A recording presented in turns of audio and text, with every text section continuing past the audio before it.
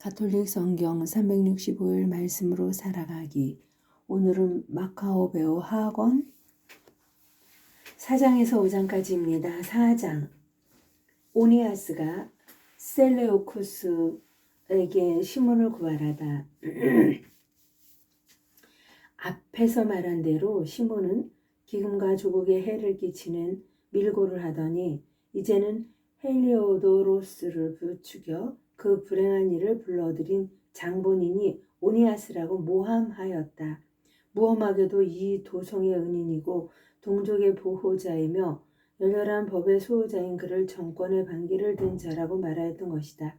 오니아스에 대한 시몬의 적개심이 점점 커져 시몬의 신복 하나가 살인을 저지르게 이르렀다.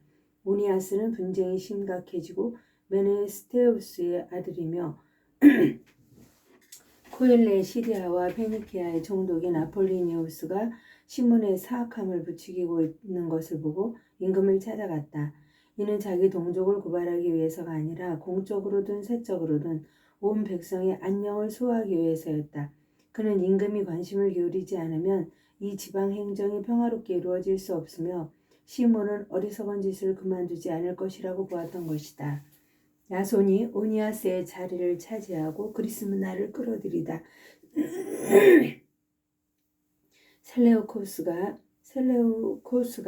생을 마감하고 에피파네스라고 하는 안티오코스가 왕자를 이어받았을 때 오니아스의 동생 야손이 부정한 방법으로 대사제직을 차지하였다. 야손은 임금을 아련하는 자리에서 은 360탈렌트와 또 다른 수입에서 80탈렌트를 바치겠다고 약속하였다. 그것에 덧붙여 자기의 권한으로 체육관과 청년학교를 설립하고 예루살렘 주민들을 안티오키아 시민으로 등록하도록 임금이 승낙해준다면 150탈렌트를 더 바치겠다고 언약하였다. 임금의 허락을 받은 야손은 그 직위에 오르자마자 동족의 생활 방식을 그리스식으로 바꾸었다. 그는 유다인들이 에오폴레모스의 아버지 요한을 통하여 다른 임금들에게서 얻은 특전들을 폐기시켰다. 요한은 전에 로마인들과 호호 동맹을 맺기 위하여 사신으로 갔던 사람이다. 야손은 법에 맞는 생활 양식을 없애버리고 법에 어긋나는 새 관습들을 끌어들였다. 그는 신이 나서 성체 바로 밑에 체육관을 세우고 가장 뛰어난 청년들에게 그리스식 모자를 쓰게 하였다. 이렇게 사악한 사이비 대사제 야손의 극심한 폐륜으로 그리스화와 이국 풍습의 도입이 극에 달하였다. 그리하여 사제들은 제단에서 봉사하는 일에 열성이 없어져 성전을 경시하고 희생제물 바친 일을 소홀히 하였다.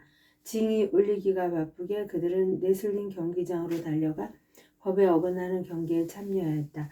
그들은 이렇게 조상들이 명예롭게 여긴 것을 멸시하고 그리스인들이 영광스럽게 여기는 것을 가장 훌륭하다고 생각하였다.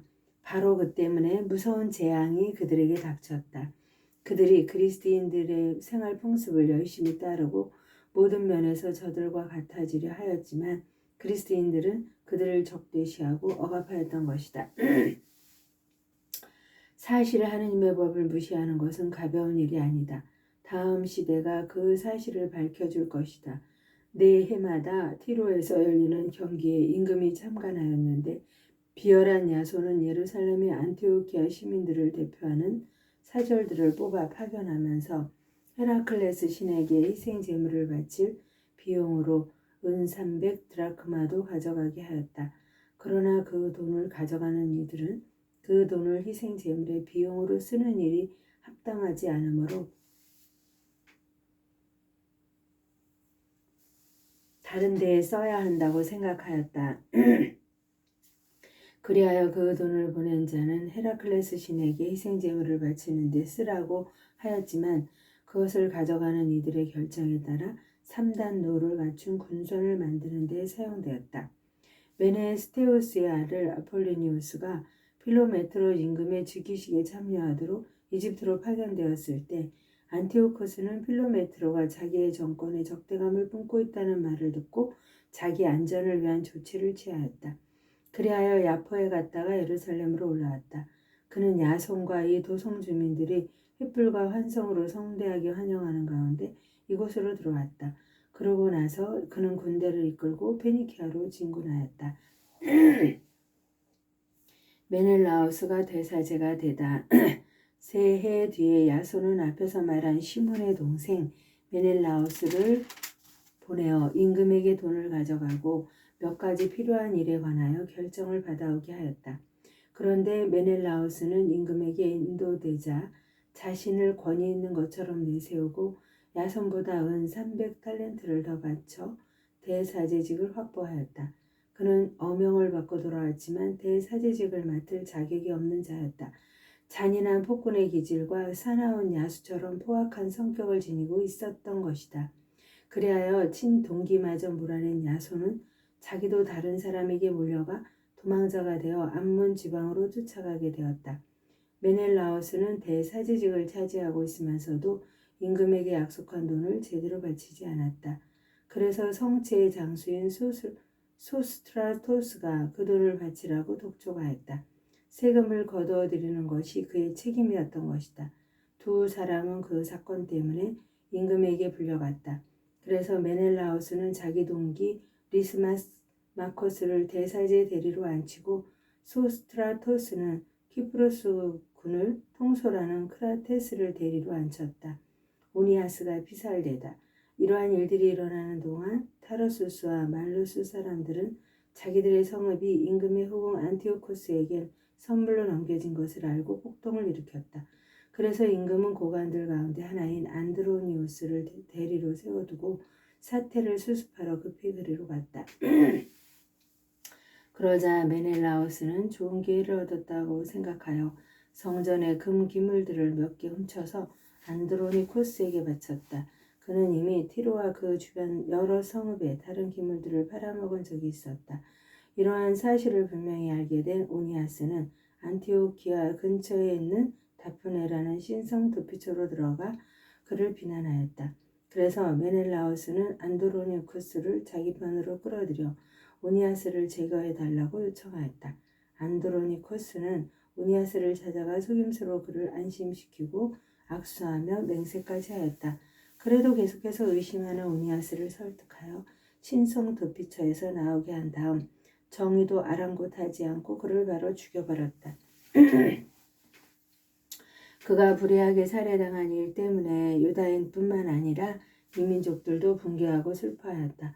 임금이 킬리키아 지역에서 돌아오자 그 성읍의 유다인들 그리고 그들과 함께 그 사건을 개탄하는 그리스도인들이 오니아스가 피살된 사건을 호소하였다. 안티오코스는 마음 깊이 외도하고 측은하게 여겼으며 죽은 이의 슬기와 고상한 품행을 생각하며 눈물을 흘렸다.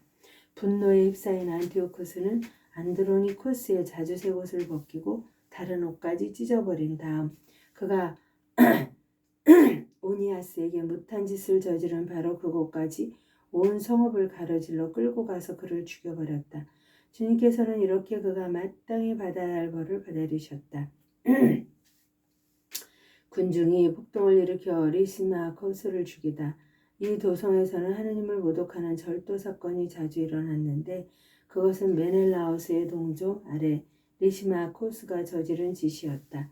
이미 많은 금 기물이 없어졌다는 소문이 널리 퍼지자 군중이 리시마코스를 치려고 몰려들었다. 군중이 분노에 차서 들고 일어나자 리시마코스는 3,000명가량 무장시키고 나이는 많지만 별로 사려 깊지 못한 하오라로스라는 자를 앞장 세워 그들에게 악랄한 공격을 퍼붓기 시작하였다.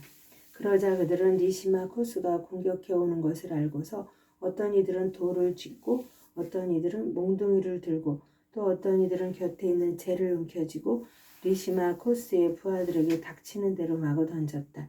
그 결과 그들은 많은 사람에게 부상을 입히고 더러는 죽였으며 나머지는 모두 내쫓아 도망가게 하였다. 그리고 성전 절도범은 금고 곁에서 죽여버렸다. 메넬라우스의 악행. 이 일로 사람들이 메넬라우스를 고발하였다. 임금이 티로에 도착하였을 때 원로단에서 파견된 세 사람이 임금에게 이 사건을 아뢰었다. 이미 진 것이나 마찬가지인 메넬라우스는 도리메네스의 아들 프톨레마이오스에게 임금을 설득시켜달라면서 많은 돈을 주겠다고 약속하였다. 그리하여 프톨레마이오스는 바람을 쐬러 나가는 채 하면서 임금을 회랑으로 데리고 나가 그의 마음을 돌리게 하였다. 임금은 그 모든 악의 원인이었던 메넬라오스에 대한 고발을 기각하고 오히려 그 불운한 사람들에게 사형 선고를 내렸다. 그들은 스키타인들 앞에서 변론하였더라도 무죄로 풀려났을 사람들이었다. 그들은 이 도성과 대중과 거룩한 기물들을 위하여 변론하였다가 느닷없이 부당한 벌을 받게 된 것이다. 그래서 티로 사람들까지도 이 불의한 처사의 혐오감을 드러내며 그들의 장례를 성대하게 지내주었다. 그러나 메넬라우스는 권력자들의 탐욕 덕분에 대사제직을 유지하면서 줄곧 악에 집착하여 동족을 반역하는 원흉이 되었다. 마카오 배우 하건 5장 기병대의 발현. 그 무렵에 안티오코스가 제2차 이집트 원정을 시도하였다. 그런데 금실로 짠 옷을 입고 창가로 무장한 기병들이 무리를 지어 나타나 거의 40일 동안 온 도성 상공에서 이리저리 치닫는 일이 일어났다. 칼을 빼든 그 기병대들은 전열을 갖추고 서로 공격과 반격을 되풀이하였는데 방패들이 휘둘리고 창날들이 숲을 이루며 화살들이 흩날리고 금장식 마구들이 번쩍이고 온갖 종류의 갑옷이 번뜩였다. 이 발현을 본 이들은 그것이 모두 좋은 징조이기를 바랐다. 야손의 최후. 그때 안티오코스가 죽었다는 헛소문이 더 떠돌았다. 그러자 야손은 1000명이 넘는 군대를 이끌고 갑자기 이 도성에 공격을 퍼부었다. 성벽을 지키던 군사들이 쫓겨가고 마침내 도성이 함락될 지경에 이르렀다. 그래서 메넬라우스는 성체로 달아났다. 야손은 자기 동족을 무자비하게 학살하였다. 그러면서도 그는 동포들을 희생시켜 얻는 성공이 가장 큰 불행이라는 사실을 깨닫지 못하고 자기의 승리가 적군을 누르고 얻은 것이지 동족을 누르고 얻은 것은 아니라고 생각하였다. 그러나 그는 대사제직을 차지하지 못하고 마침내 모반 때문에 수치를 당한 채 다시 암몬 땅으로 달아나고 말았다. 그리고 나서 비참한 최후를 맞았다. 그는 아라비아인들의 통치자 아레타스에게 감금되었다가 모든 이에게 쫓겨 이 성읍 저 성읍으로 도망다녔으며 법을 배신한 자로 미움을 받고 조국과 동족을 박해한 자로 혐오를 받다가 이집트로 쫓겨났다. 수많은 사람을 조국에서 추방하였던 그는 라케데모니아인들에게 건너가서 조상이 갔다는 사실에 호소하며 피난처를 구해보려고 하였으나 이국 땅에서 죽고 말았다. 많은 사람이 묻어주지 않고 내던져 버렸던 그가 죽자 아무도 곡해해 주지 않았고 어떠한 장례식도 치러주지 않았다. 이렇게 그는 조상의 무덤에 함께 묻히지 못하였다.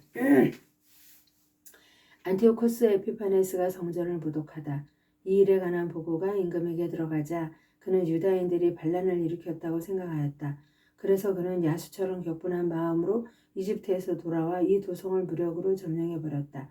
그러고 나서 걸리는 사람마다 사정없이 칼로 쳐 죽이고 집으로 들어간 이들도 악살하라고 군사들에게 명령하였다. 그리하여 젊은이와 늙은이를 살해하고 여자와 아이를 도륙하고 처녀와 젖먹이를 사륙하는 일이 자행되었다. 단 사흘 만에 8만 명이 살해되고 4만 명이 백병전으로 죽었다. 노예로 팔려간 사람도 살육당한 사람만큼 많았다. 임금은 그것으로 만족하지 않고 법과 조국의 배반자가 된 메넬라우스의 인도를 받아 무엄하게도 온 세상에서 가장 거룩한 성전으로 들어갔다.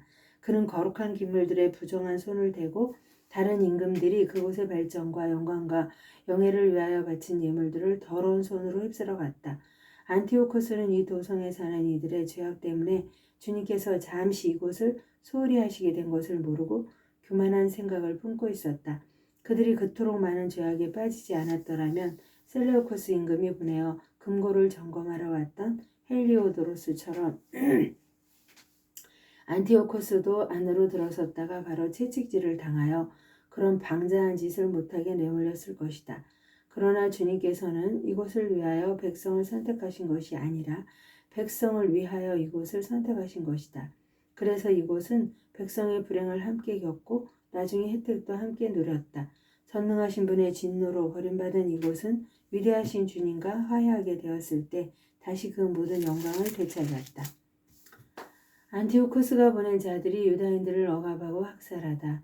이렇게 하여 안티오코스는 성전에서 1800탈렌트를 실어내어 안티오키아로 급히 돌아갔다. 그는 오만하게도 무태다가 배를 띄우고 바다를 걸어갈 수 있다고 생각하였다. 그만큼 의기양양하였던 것이다. 그는 백성을 억압할 감독관들을 남겨두었다. 예루살렘에는 임명자인 자기보다 더 야만스러운 성격을 지닌 프리기아 출신 필리포스를 임명하고 그리짐에는 안드로니코스를 임명하였다. 이들 말고도 메넬라우스를 임명하였는데 그는 어느 누구보다 더 포악하게 동족을 지배하였다. 유다인들에게 적대감을 품고 있는 안티오코스는 미시아의 수령 아폴로니우스를 군사 22,000명과 함께 보내며 장정들을 모조리 학살하고 여자들과 아이들은 노예로 팔라고 명령하였다. 아폴로니우스는 예루살렘에 도착하자 평화로운 사람인 체하며 거룩한 안식일까지 기다렸다가 그날에 유다인들이 일하지 않는 것을 보고 부하들에게 무장 행렬을 하라고 지시하였다. 그리고 나서 그는 이 광경을 보러 나온 이들을 모두 학살하고 무장한 병사들과 함께 이 도성으로 달려들어와 또 수많은 사람을 죽였다. 그때 마카베오라고 하는 유다가 아홉 명가량의 사람들과 함께 광야로 물러갔다. 유다는 그곳에서 동지들과 함께 들짐승처럼 살며 몸을 부정하게 하지 않으려고 줄곧 들에 나는 것만 먹고 살았다. 하나님의 영광을 위하여 성모님과 함께 감사드리며 봉헌하나이다.